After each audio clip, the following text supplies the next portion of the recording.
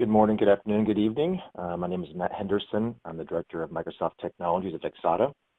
Today we're going to be discussing SQL Server performance and how to architect for performance. The agenda. So this presentation is going to be pretty admin-centric for DBAs, database architects, Windows administrators, storage networking administrators. Those folks interested in understanding better how databases use infrastructure and how to make sure we're architecting appropriately so that we can make sure SQL Server and like databases are architected for the maximum performance and efficiency. And we'll be going over the platform itself, the server platform, how SQL Server uses data, some architectural best practices, and then what to look for to find out if you have any bottlenecks or architectural issues, and some monitoring tools and techniques you can use to determine if you have any issues. So first place that I like to start is the software and hardware that exists. A lot of DBAs, database architects, understand things that are inside SQL Server, how to use SQL and indexes and table schemas, etc., to make things run faster.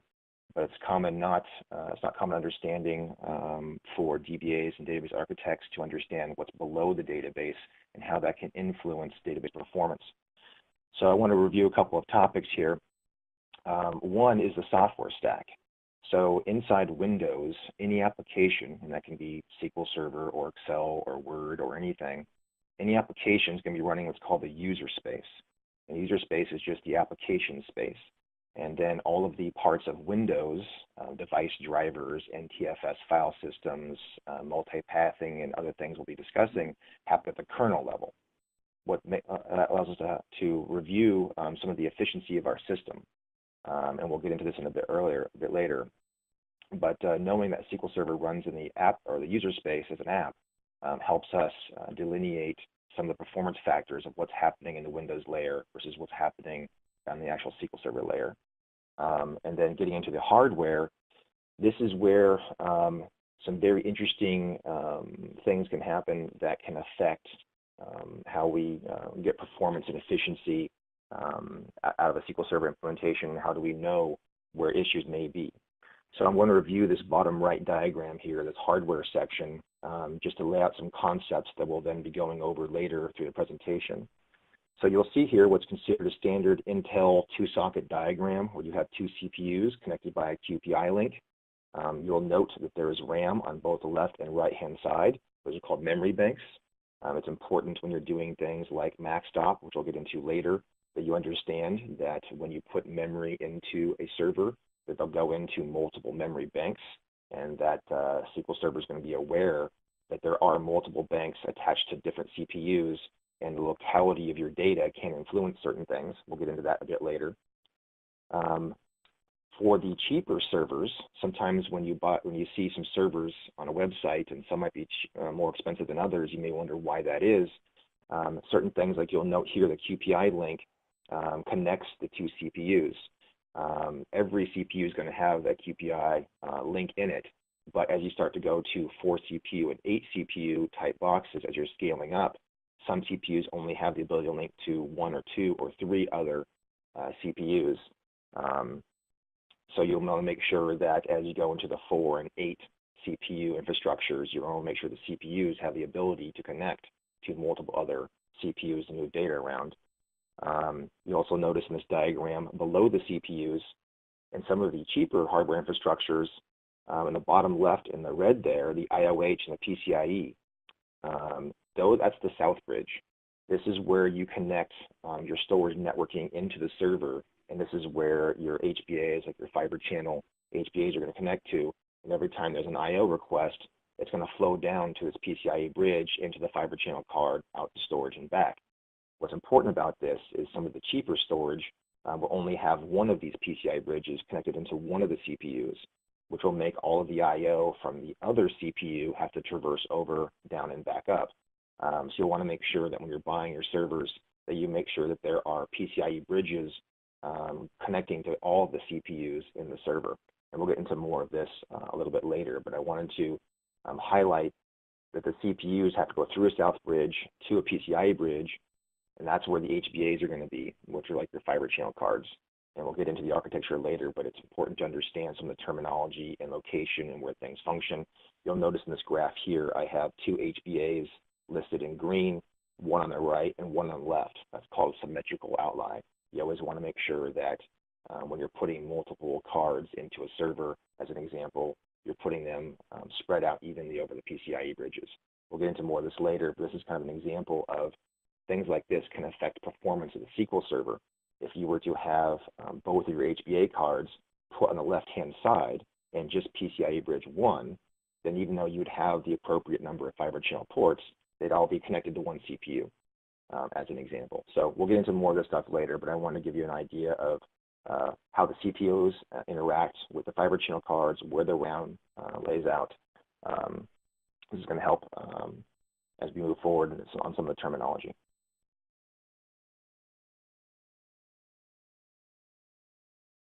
So when we talk about architecting for performance, there's actually two different ways you can look at performance. One of the ways you can look at performance is actually efficiency. You have all these CPUs sitting in your box, but it may be that they're not being ran that efficient. So if you look at the two diagrams on the right, in the upper one, circled in red, you see a thing called user time. This is what we talked about earlier, where a SQL Server runs in the application space or the user space. So you'll notice in that upper right-hand diagram that it says 84% processor time, which means that this CPU is currently running at 84% utilization, which sounds good, but the reality is only 14% of it is user time. So that means that even though you see in Task Manager 84% is being ran, or CPU is being utilized, which sounds good, actually only 14% is doing SQL Server work. In the bottom right diagram, in green, you'll see a different server running in the 90% utilization, and its user time is in the around 71%. So between these two platforms, they're both running in the 80 to 90% CPU range, but the bottom one's using 71% for SQL Server, and the top one's using 14% for SQL Server. So even if you see a high CPU utilization, it doesn't necessarily mean that you're getting the best bang for your buck for your applications. So we're going to go into some of the ways to make sure that you can get the best efficiency out of your system. The most obvious way to discuss performance for a SQL Server, so databases are databases. They're not CPU bases. Databases need data in order to process. So quite frequently when I do tuning engagements, I'll notice that the CPUs are data starved and not getting the data they need. So what you're going to want to look for, and as we go through the presentation, I'll explain how to look for this and where to look for this, but here's some examples. On the right-hand side, this is a simple 2 CPU server pulling about 25 gigabytes a second, while it's writing about 11 gigabytes a second, doing a total of about 36 gigabytes a second. So this is what current servers are capable of. Most of the servers sitting in your data center right now are capable of running into the 10s and 20s of gigabytes per second, based off of the enormous CPU power that's available today. So if your servers are running in the 1 or 2 or 3 gigabyte a second range, there might be some sort of bottleneck somewhere in the system, and that's something that you should be investigating. The bottom left-hand diagram is a VD bench chart, which is a common I/O benchmarking tool, and you'll notice in the red areas that 99.992% of all of the I/Os came back in under a millisecond. The left-hand two columns are the min and max duration. So that last red row shows that basically 99.992% of all the I/Os came back in less than a millisecond. But the top red row shows that about 76% came in under 200 microseconds, and the next one down is 22% under 400 microseconds. So for those of you that know VD Bench, this is a histogram. It's very important when you're running different types of benchmarking tools that you understand it's not necessarily always about the average latency. It's also about the spikes in latency. If you're doing a transactional application, DBAs understand that the way transactions commit is they have to do them in order. So if it submits 200 or 300 or 400 transactions to commit, and one comes back seriously longer than the rest of them, every transaction has to wait. So databases are always running at the speed of the slowest commit. So you may have an outstanding average latency, but if you have lots of spikes, your database is really running at the speed of all those spikes, not the average. So it's important to get used to histograms and understanding the amplitude and frequency of spikes you'll be getting. Let's just give you a rough idea of when I talk about performance, I'm talking about bandwidth, I'm talking about latency, the kinds of things that are going to move data in and out of the database. So getting more into the architectural concepts here, Microsoft promotes a thing called the core balance architecture. So when you start doing an architecture for a SQL Server database, the CPU is the kind of the central component of how you're going to be doing that architecture. So CPU is generally what we're using for licensing costs. How many cores you have determines how much everything costs. And of course, the cost of the server can be determined also a lot by what style of CPU you're getting. So the CPU is kind of at the base of the architecture when you're starting to architect. The core balance architecture, the concept here is how much you want to align all of the pieces of an architecture to make sure that each piece is equally balanced so that the CPU can run optimum performance. So if your CPU is restricted by any other layer, then you're going to end up with a system that is licensed for all of the cores, but you may not be using all of them. So at the base of an architecture is the CPU, and then you want to make sure all the components around the CPU, the memory, the storage, networking, and the storage, are all properly allocated to enhance the CPU and fully enable the CPU. So the concept here is called the core consumption rate.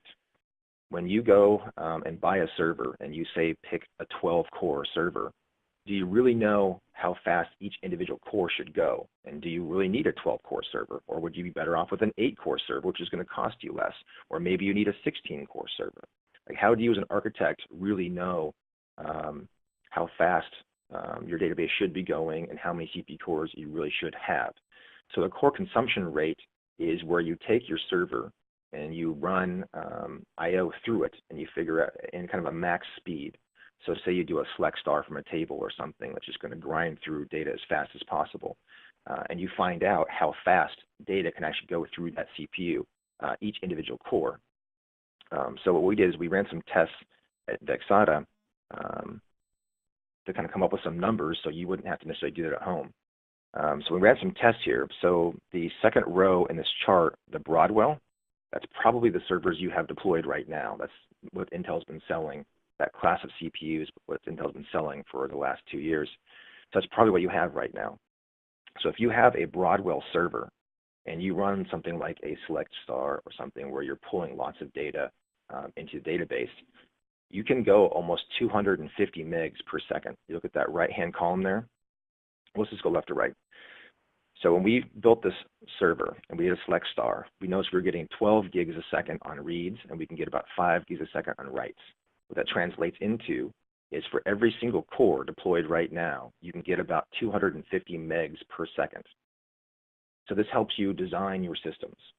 So if you know that every core you're deploying will give you the potential of 250 megs a second, you can go look at the table sizes you have. If you have a 1 terabyte table, or if you have a 200 gig table, whatever size table you think you'll be pulling in, or if you're inside your database, if you go look at the logical and physical reads that are happening in your queries, you can get an idea of how many pages are being scanned for your queries. And that should give you an idea of how much data you're going to need to process the query.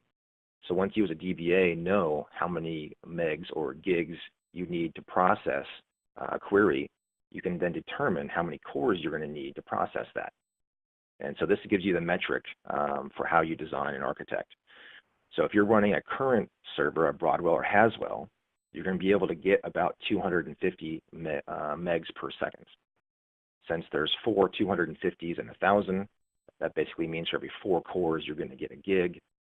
So what I usually tell people is take the current number of cores they have in their current system and divide by 4. That tells you how many gigabytes per second you can pull.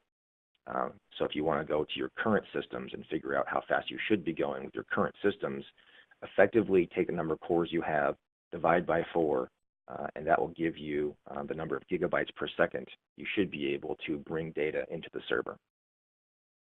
If you're going to buy a new Skylake server, say you're going to build some new infrastructure this year or next year, Skylake has just come out from Intel in the last month or so, and that's going to be able to go much faster. So you can actually get up to 350 megs per core.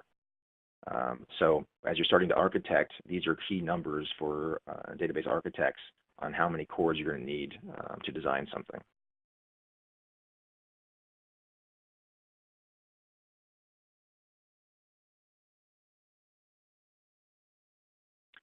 Sorry, I'm looking at one of the questions coming up. So as we discuss the cores as the central component for starting an architecture, how many cores do you need? Let's get a little bit more into how CPUs are made up. So we all know that there's 2 or 4 or 8 CPUs in a server, and each of the CPU has a multiple number of cores. How do you know how many cores you have? You can look inside Task Manager, that upper right-hand graph there, and bring up Task Manager and go to the Performance tab.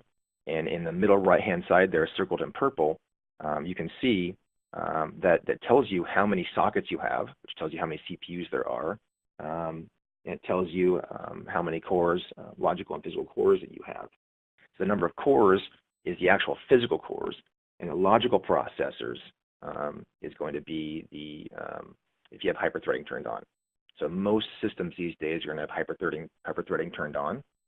So you'll see in this example, it says 2 sockets, which means this box has 2 CPUs. The cores says 44, so that means we have 44 physical cores. Since there's 2 CPUs, that means we have 22 on each. So this is telling me that I have 2 CPUs of 22 physical cores each, and the logical processor says 88, and since that's double the number of cores, that tells me that I have hyperthreading turned on. When we turn hyperthreading on, it basically doubles the number of logical processors. So why is this all important? This becomes important when you're doing things like MaxDOP, max degree of parallelization. How many cores you have determines how many items in parallel you can run.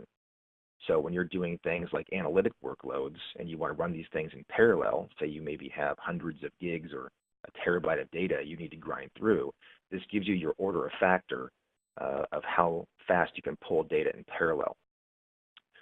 This also is going to tell you how much SQL Server is potentially going to cost you. Quite frequently, licensing is determined by the number of cores. So you can put more and more cores in your system, which is going to potentially make you faster and faster, but it's going to cost a lot more. So you definitely want to be aware of how many cores you have in a system. And then this gets into some of the tuning, which we'll get into a bit later, of things like max degree of parallelization. As an example, for SQL Server, the default for the degree of parallelization is 0, which means SQL Server can do whatever it wants. So most people think that SQL Server will therefore do whatever it wants, meaning it could pick any number. That's actually not the case. SQL Server will either use 1, or if it's a non-parallel workload, it's a parallel workload, the only 2 choices it will ever pick are the total number of logical cores on one CPU or the total number of logical processors in the whole entire server.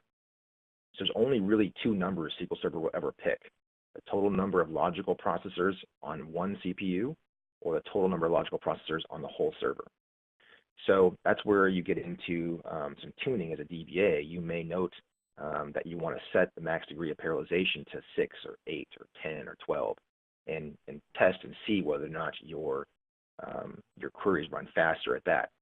One thing to note, though, is each time you change servers, you're going to have to make sure you readjust that setting. So it's important to know what that setting is right now, and then as you move servers, it's important to make sure you're adjusting that setting appropriately. And it's also important to understand how many cores you have and how it's affecting the parallelization factor. On the bottom section there is memory. It is common for people, when they think that they have a performance problem, they're just going to throw either CPU or memory at it. More CPU will solve the problem. It's not necessarily the case. If your CPU is not at 100%, then maybe more CPU is not going to make something faster. It could make the parallelization factor larger, but if you have an inefficient data-starved system, then adding more and more CPUs to it is going to make it more expensive, but it's not going to necessarily make it faster. if data starvation is your issue. Memory. Most DBAs kind of assume that putting more memory in a box is a good thing because that's just going to make everything faster. But that's actually not the case. Let's go into how memory works. So I've done several engagements with clients where they would move from, say, 64 gigs of RAM to, say, a half terabyte of RAM, and almost no queries would go any faster, and they couldn't understand why adding that much more memory didn't make anything faster. What I tell my customers is to go through and do a workload profile and look at their working set. So the way that memory works inside a database is you have a most recently used, basically you have a chain buffer, an MRU, LRU chain.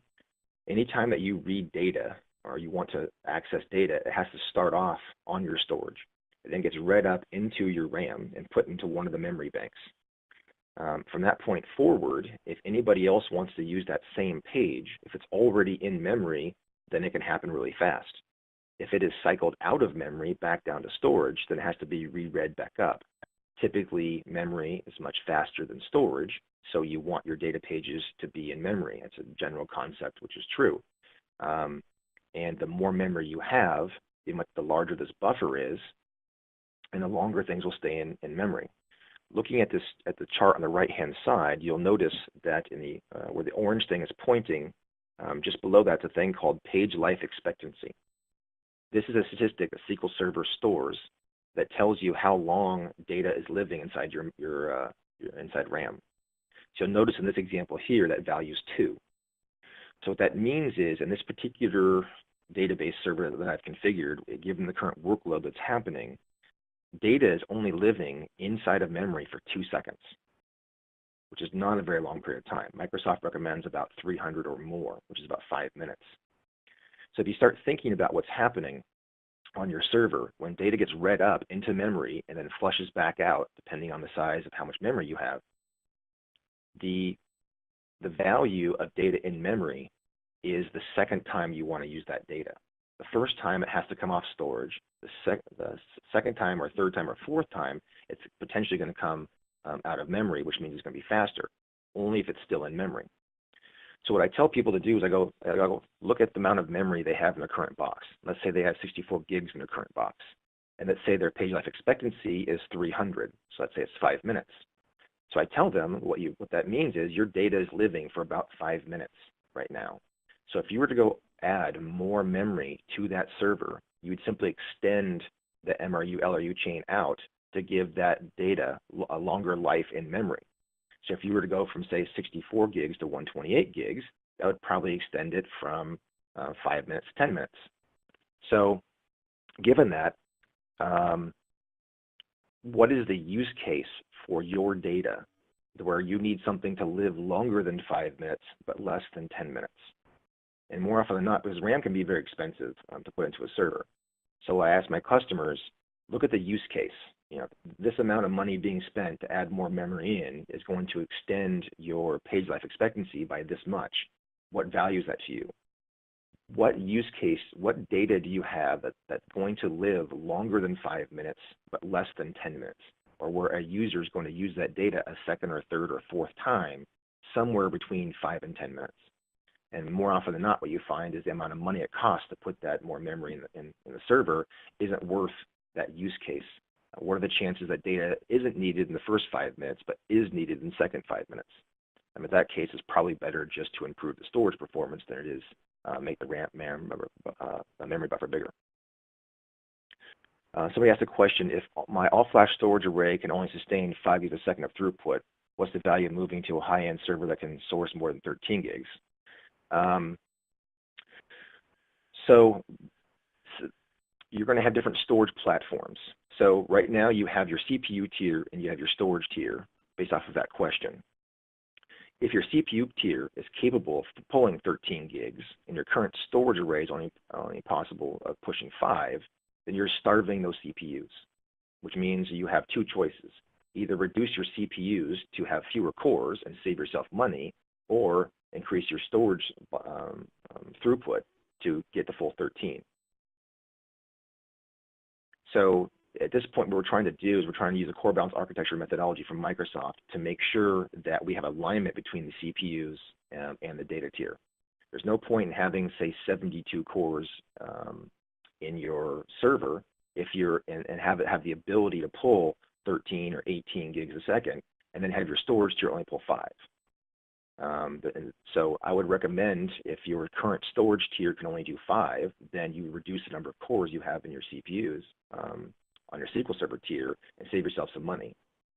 Or modify your storage, replace your storage with something that's able to fully saturate those cores.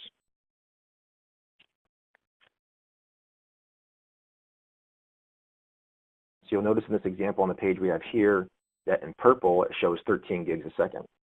So what I have here is I have taken a database and I started running a bunch of different workloads that were analytics in nature. And it's very common when you're running analytics that you need to grind lots of data.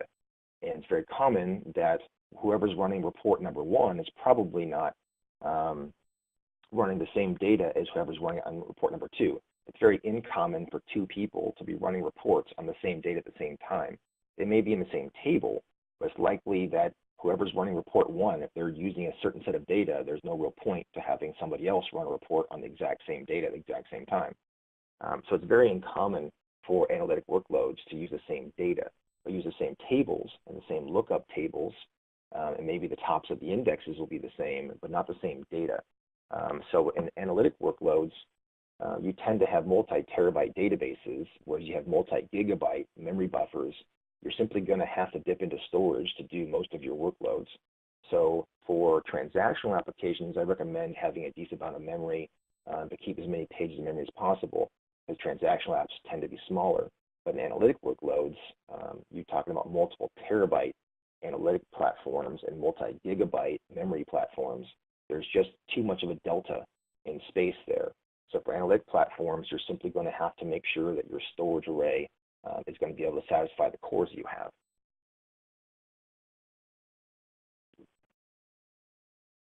So moving down the stack, so we've talked about CPUs and memory, and how CPU, the number of cores are in the CPU matter, how memory is going to interact with SQL Server, and it's going to supply those second, third, and fourth bit hits, and what adding more memory is going to do. Let's now move down the physical stack, since we've gone from CPUs to memory. Let's go down to the storage networking. So now, how do you look at your storage networking? I recommend going into computer management, the screenshot in the right-hand slot, going into device manager in orange, and then the storage controllers there in orange, and look at the number of fiber channel ports that you have physically installed. And you'll notice where the purple PCIe slot arrow is pointing, it'll tell you the slot number for these, slot 2, slot 3, slot 5, etc. It's important to know how many fiber channel ports you physically have in the box. It's also important to know which slots they're in. When I showed the diagram in the very beginning, I showed how there's multiple CPUs potentially in your box and potentially multiple PCIe bridges connected into those multiple CPUs. Given that, when you start plugging your fiber channel or iSCSI cards in, you want to make sure you're distributing those evenly over the CPUs. So if you have 2 cards, you want to have one in PCIe bridge 1 hitting processor 1, and you want to have 1 card in PCIe bridge 2 hitting CPU 2. That way each CPU has direct access to storage. So in the upper right-hand corner there, you'll see a block diagram with some purple circles. So this actually comes from a Dell box. But every motherboard manufacturer is going to have a manual, and in that manual they'll have a block diagram, and they'll explain, if you see that the PCIe slot, it'll tell you which processor it goes into. So you want to go into computer management and figure out how many ports you have, and figure out what slots they're in, and then go look at your motherboard diagram and figure out whether or not you have your fiber channel or your iSCSI cards placed proportionately, an even number on processor 1 as an even number on processor 2, etc.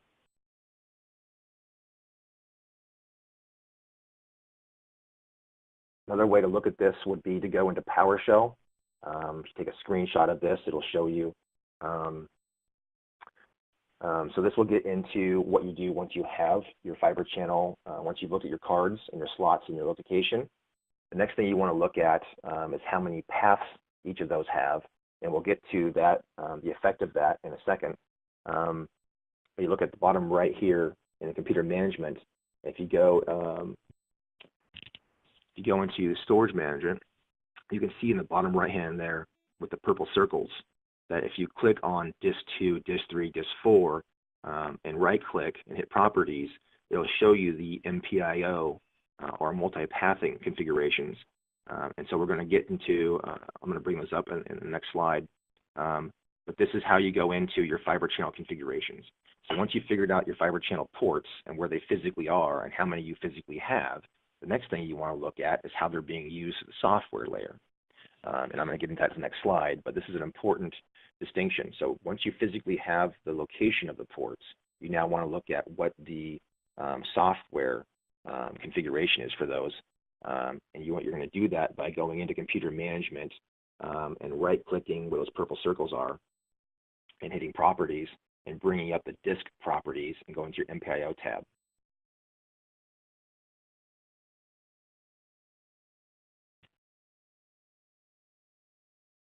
So this is my favorite slide because this basically talks about how you actually physically want to architect stuff.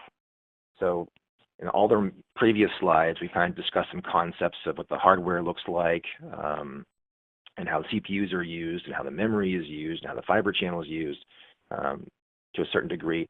Now we're going to start getting into how do you actually architect with these types of things. So at SQL Server DBA, there's lots of potential myths around architecting. Some of the things that we've heard, like you should always format your NTFS at 64K and whatnot, how many files you should use.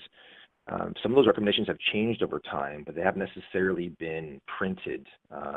And most of the recommendations that were made were back in the hard disk era when you had massively different performance characteristics between a hard disk and a flash array.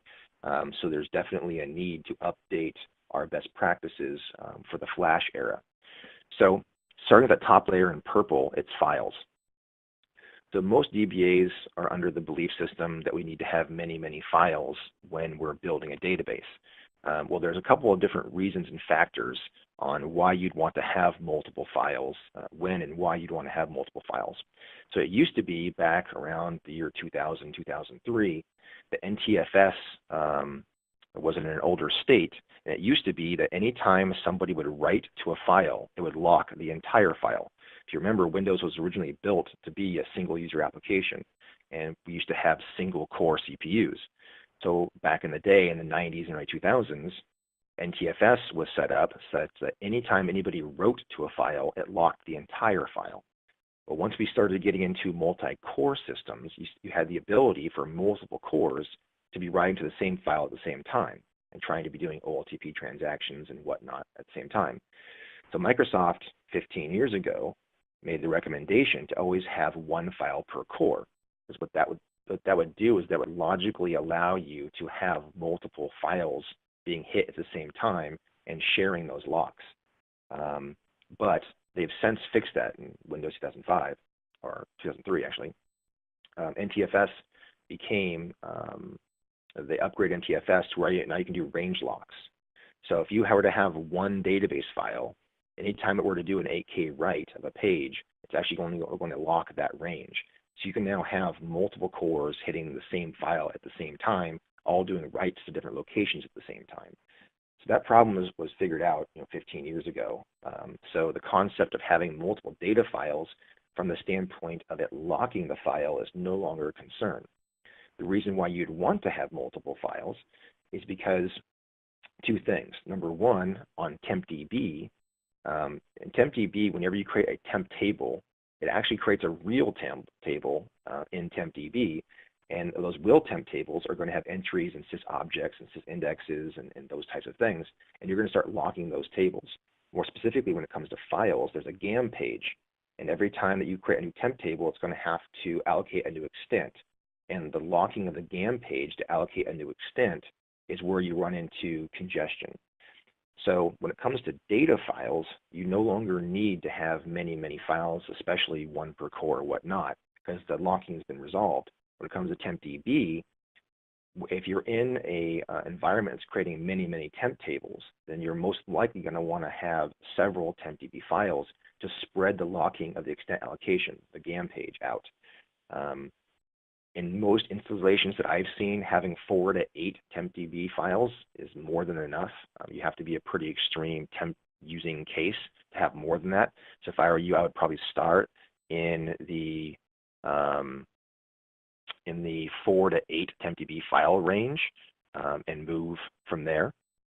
The other reason why you'd want to have potentially multiple files is when you're doing your database administration.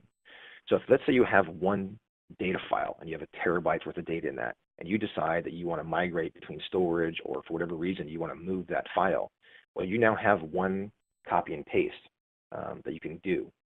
But if you were to have 2 tempdb files, what you can do is you can take file 1 and run copy and paste, and then click on file 2 and run copy and paste, and have them run at the same time. Now, the way Windows runs is it will only launch one thread per storage device. So you have one management thread per storage device. So if you're running a copy and paste, that single thread will read from volume 1 and write to volume, and then it'll pass it off to the thread managing volume 2 and write that down. So launching a second copy and paste can have the read thread and the write thread both maximized. So you want to have at least 2 files per volume, so that anytime you're doing administration, you can maximize those file copies. So that would be a DBA's reason to have multiple files, so you can get multiple copies going. And when you start getting into the Flash era, where these reads and writes can happen incredibly fast, you're going to want to have multiple files just so you can have multiple things happening at the same time. So moving down the stack into the Windows layer, into NTFS, look at layer number 4. Layer number 4 says LUN and disk. When you present a LUN from a storage device to a SQL server, it's going to see a single device. Every LUN presented from storage to a Windows or SQL server is going to be presented as a single device. Now, that single device is going to have one I/O management thread. Windows was written a long time ago. Actually, it doesn't matter, but it was written such that each device is a disk. And the mentality there is it's got one swing arm and it can only do one I/O at a time. So therefore, there's one management thread for every device. So you may have a storage array that has 30 disks sitting behind a particular volume, but the reality is there's one management thread going through Windows and NTFS to manage that. So no matter how many disks you put behind that on your storage array, you only have one management thread per disk or device. So what you're going to want to have, especially in modern servers where you can do tons of performance, you're going to want to have multiple devices. So anybody who has a single volume with just all their data files in it, you're going to be seriously restricting that. If you look over the right-hand side under the rule of many, that last line that says LUNs, 4 gigs per second, it used to be that storage arrays couldn't get past 2 or 3 gigabytes a second. So having all of your data sit on one data device was fine, because at that time, speeds couldn't go past 3 or 4 gigs anyways. But nowadays, you're starting to see storage arrays come out that don't just go 4 gigs a second. In the case of Exada, you can get into the 60 gigabyte a second range.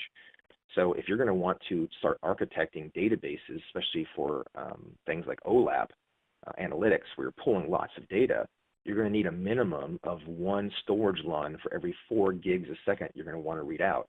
And my recommendation is you don't want to run things at the top of the band. You probably want to run things in the middle of the band. So my recommendation would be you want to use maybe 3 gigs a second as your architectural number. So what I recommend there is going at about 3 gigs per second. So you're going to want to have one storage LUN for every 3 gigs a second you want to run. So going back to some of the earlier slides where we said that the CPU is at the center of an architecture, and you want to make sure you're fully enabling the CPU. But once you've taken the number of cores you have and you've multiplied it by the core consumption rate of 200 or 350 megs a second, and you figure out you should be able to do 8 or 12 or 15 or 20 gigs a second, now that needs to flow down to how many devices you need.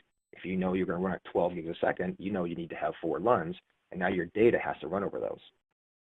And you can mount points and volumes and device drive letters are the same thing. So whether you use mount point to drive letters, it's the same thing. So you now know you're going to have 4 devices and data spread over those 4 devices. And then going down to the bottom layer there in red, the MPIO, this is where quite frequently storage bottlenecks occur. So what will happen frequently is whoever's building the physical server will take the 2 cards and put them in slots 1 and 2, and now they're only hitting CPU number 1. So usually I have to fix that when I go into performance and tuning situations. The next thing is the number of physical ports on the host and the number of physical ports that's hitting on the storage array. What Windows is going to do is to launch a thing called MPIO, multipathing. It's going to take every single volume you have, and it's going to spread the reads and writes over all of the Fibre channel ports on your host to hit all the Fibre channel ports on the array and spread that load out. And MPIO, multipathing, is the thing that does that. Now, as we get into as Fibre channel gets faster and faster, each individual Fibre channel port gets faster and faster. The problem is if you only have one path, one link to run data over, it's not going to be able to saturate that. So what MPIO does is it takes every port on the host and creates a path to every port on the array. So port number 1 on the host will have a path to port number 1 on the array, number 2 on the array, number 3 on the array, number 4 on the array, etc. Then port number 2 on the host will then connect to every single one on the array. It'll have one path to port 1 on the array, and port 2 on the array, and port 3 on the array, etc. It's called multipathing. So every port on the host will see every port on the array. Windows has a maximum of 32 paths per volume, and it's going to take a minimum of 4 paths in order to saturate a physical link. So what you'll want to do is you'll want to go into your computer management and you'll want to make sure you have the appropriate number of paths. So when I told you how to go into computer management and go into disk management, and then right click on the disk and bring up the properties and go to the MPIO tab, that's going to show you how many paths you have. So you want to make sure that each of your volumes has at least 4 paths. Otherwise, you're not going to be able to fully saturate the physical Fibre channel links. So when you're architecting, what are you looking for? You're looking for the performance of efficiency on the left-hand side. You're looking for bandwidth, latency, and CPU efficiency. These are the things that you're looking for when you're looking at a SQL Server platform. What bandwidth can you hit? What is your latency? Are there any spikes? What's the average? And then the CPU efficiency. What is your CPU utilization and your percent user time? You want to make sure if your CPU is not hitting over 90% in utilization, something may be wrong. And if your user time is less than 50%, something may be wrong. And more often than not, when I find percent user time is less than 50%, it's typically associated with storage latencies being too high or a lot of storage spikes. And then when you're architecting, what are you going to want to look for? You're going to want to look at the number of files you have in SQL Server, the number of volumes those files is over. Inside Windows, same thing, number of volumes and partitions you're using inside Windows. And in Fibre channel, you're going to want to look at the number of ports and the port speed, what slot numbers they're at, and the MPIO policies and paths, and make sure those are all allocated appropriately. So here's some of the monitoring tools that we use. I use perfmon. It ships, it's called Performance Monitor. It ships with every version of Windows. That can pick up all of your I/O, all your CPU stats will come in through that. So I look for logical disk. It's the upper right-hand corner screenshot there, logical disk. That's going to give you all of your I/O stats. Resource Monitor, that's good for doing some basic debugging. It's a 60-second aggregation, so you're not going to be able to see peaks and spikes very well. So I tend to use Performance Monitor. And then you can go into your SQL DMVs. As you can see what files are being hit, what the latency per file is. So if you have multiple volumes, you may have over multiple arrays, you may be able to see your latency stats based per file. And you can look at your different objects and IOs. I go into the weight stats to see what types of workloads might be causing what kind of weights. The weights is a great table to go to because that will tell you whether you have lock or latch or IO or CPU-based problems. So going back to the core consumption architecture, we ran at Vexata, we ran some of the Data Warehouse Fast Track. This is a certification process by Microsoft. What this does is this is a process by Microsoft that's designed to allow storage vendors to quantify and themselves against other storage vendors. So they basically they lock everything down. You know, how many CPUs you can use, how much memory you can use, all of the startup parameters, how you build the data, the queries you run, everything's locked down. So it makes sure that storage vendors aren't tweaking and tuning things differently. So what you'll notice here in this grid is that the Extreme IO and Pure, which are your common AFA, your most standard AFA or first generation all-flash arrays, they're using 32 and 40 cores, and their ratings are about 20 to 23 in terabyte. So the way Microsoft does ratings is it's based off of how much your average throughput is. Microsoft has figured out for every amount of data you're storing, the size of your analytic database, for every, say, gigabyte of space consumed in your analytics database, you have an amount of megabytes or gigabytes per second of data you need to be able to read. So it's your bandwidth based. So let's say you have a 1 terabyte analytics system. You know, they've determined, you know, say maybe you needed to use 4 gigs a second of reads to satisfy that. They've gone through and figured out over all of their customer base what a good average throughput is given a size of a database. And that's where the rating comes from. So if you look at the rating, the size, and divide that by the number of cores they're using, a couple things come clear. The first generation AFAs are all stuck in that 3 to 6 gig a second range. They can't really go faster than that. So what they're purposely doing is when they run these certifications, they're scaling down the number of cores, because they know if they were to not use 32 cores but to use 64 or 94 cores, that they wouldn't be able to scale up in the bandwidth. So you'll notice that all the ratings for the current AFAs, they're all in the 20s, because that's about the maximum size that they can handle. That's just a rating, by the way, but it gives you an idea of where they kind of cap out before you have to buy a second node and a third node and a fourth node. If you look at that last column, the efficiency, you're noticing that they satisfy between around 0.6 terabytes per core. That tells you the efficiency, the percent user time and the efficiency of the per cores.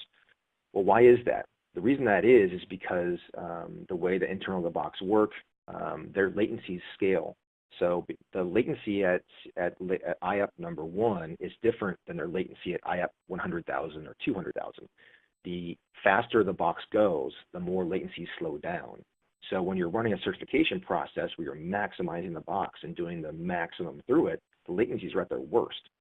So that's where they're getting these 0.6 type ratings. You'll notice the Vexata line gets a 70 terabyte rating with only 48 cores for a 1.46 rating, because the way we built our box is we get the same latency whether you're at CPU or IUP 1 or IUP 100,000 or IUP 500,000 or IUP 5 million.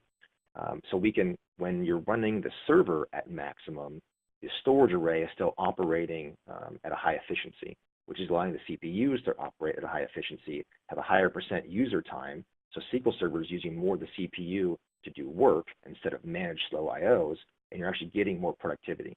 So the exact same number of cores, when you're handling at low latency, can be up to 3 times more effective. Instead of having a 20% user time, you can have a 60% user time. You'll get 3 times more work out of the same cores. And if you want to scale higher, Vexata was the first storage array to ever achieve a 100 terabyte rating off of a 2 CPU box. If you look at that bottom purple chart in the right-hand corner, you can see that the read performance is up to 23 gigs a second. So Vexata was able to satisfy, this is with the new Skylake servers. So we took a Skylake server with only 18 cores, and we were able to run it up to 23 gigabytes a second. So this is what you should be able to see in your boxes at home. If you take a standard TPCH type analytics run, you should be able to see an average of 14 gigs a second being consumed by your CPUs and up to 23 gigabytes a second during spikes. So basically, Architecture 101 is about balance. You need to make sure that your CPU tier, your fiber channel tier, your storage tier, everything is architected for performance. So you're going to want to make sure, like, why buy 96 CPUs and then only have 1 fiber channel port? Or why have only 32 cores but then 8 fiber channel ports? You don't want to have any one tier be much larger than any other tiers. They all should be able to flow evenly, and they should be set to a certain rate.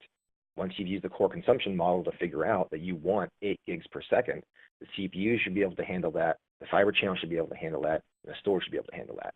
And if any one of those 3 tiers can't, then the other tiers are effectively being over-allocated. And since CPUs is kind of where licensing generally comes from, having too many cores and too little Fibre channel or too little storage can be a very expensive proposition. All right, so I've left about 10 minutes left here 9 minutes left at the end here for some questions. So go ahead and start sending questions in and I'll start answering them. So question number 1 I'm seeing here, what would be the safest topology to follow for PCIe connections that would allow for the best redundancy through your experience? Okay, so what I would do is I follow the model of you should have 4 ports for a 2 CPU box, and you should have 8 ports for a 4 CPU box. And so let's say you have, for the fun of it, a 2 CPU box. You should then make sure your motherboard has 2 PCIe bridges. You should have 2 dual port cards, and each card should be on a different PCIe bridge. Each has 2 ports. So at that point, what you'll have is a single 2 CPU box. You'll have 1 HBA plugged into each of the PCIe bridges. Each will be a dual port Fibre channel card. And then what you do is you base the Fibre channel speed, whether that's 8 gigabit, 16, or 32 gigabit, based off of how much speed you need. A 8 gigabit Fibre channel is going to do about 800 megs a second. 16 gigabit Fibre channel is going to do 1.6 gig a second, and 32 gigabit Fibre channel is going to do about 3.2 gig a second. So if you have a 2 CPU box, you'll have 4 ports, and if you run at FC16, 16 gigabit, you'll get about 6.4 gigs a second is the maximum you'll get to that box. So what I would then do is I would then look, so you were talking about PCI connections when it comes to redundancy and topology. That's generally where I start. Now, as we've hit faster and faster CPUs, it used to be that we had 4 or 6 or 8 CPUs or cores in a CPU. Well, now we're starting to see 18 and even 22 and 26 cores per CPU. So we've gotten to the point now to where there's so much CPU power per CPU that the models are starting to change. So instead of having 4 ports for a 2 CPU box, I would now recommend 8 ports for a 2 CPU box, just because there's such a capacity to pull data. They're making CPUs so dense now that you really need to feed that. That makes any sense. So what are some of the causes of I/O bottlenecks that lead to data starvation? So you have a bunch of different things through the entire stack. I've seen people put their Fibre channel cards in the wrong slots. I've seen them not have enough MPIO paths. I've seen them not have enough volumes. They may have a D drive for their data and a T drive for their tempdb and an L drive for the log, and they'll only put, say they'll put 4 files in each, but the reality is you're stuck on 1 volume and you can only go up to 4 gigs per second. And as you go from, it's single threaded, so as you go from IOP number 1 to IOP 100,000 or whatnot, the latency will slow down through the Windows tier as you congest that thread. So I recommend having multiple volumes, just use mount points. But so that's not having enough Fibre channel ports, not having the Fibre channel laid out right with the paths and locations, not having enough LUNs to move everything, and then the other common one these days is storage. That most vendors right now are still offering first-generation flash devices where they're putting SSDs into hard drive frames. And it used to be that CPUs are faster than hard drives. So when you go look at the hard drive frames 10 years ago and 5 years ago and 2 years ago, the CPU was faster than the hard drives. So you could run a bunch of hard drives behind a CPU. But nowadays, each individual SSD can do multiple 100,000, upwards to 1 million IOs per second. So having, in some of these infrastructures, having 22 SSDs, each rated at 500,000 IOPS, sitting behind 2 CPUs in some of these storage arrays. But look at some of the specs on the internet. One of the larger providers out there puts their spec on the internet. It'll show you that for each node, you can have between 22 and 72 SSDs in that node. but they go the same speed. So why would 22 SSDs and 72 SSDs in the same node go the same speed? Well, it's because they're already bottlenecked. So why would you buy 50 more SSDs and put them into the same node and go the same speed?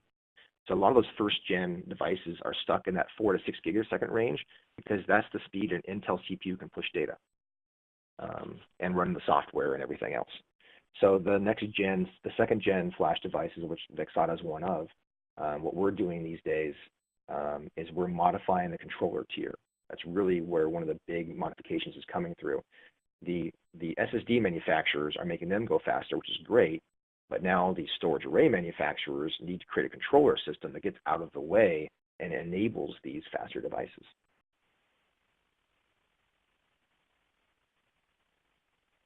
All right, so that's all 3 questions. Are there any more questions?